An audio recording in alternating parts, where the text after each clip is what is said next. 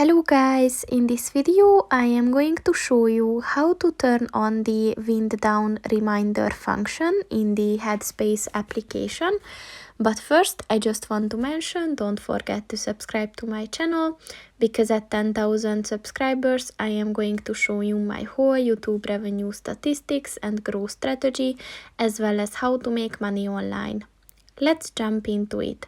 First of all, open the application on your phone. And then click on the person button at the bottom of the page on the right. And then click on the settings button at the top of the page on the left. And then click on the notifications button. And then click on the bedtime reminders button.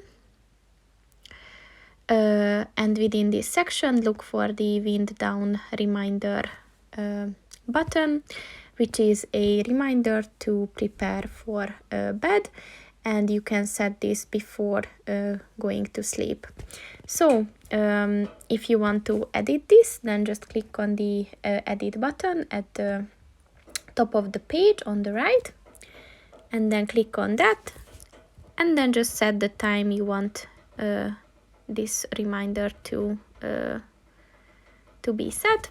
And once you did that, it will automatically turn the function on. So if the button is green, it means that the function is on.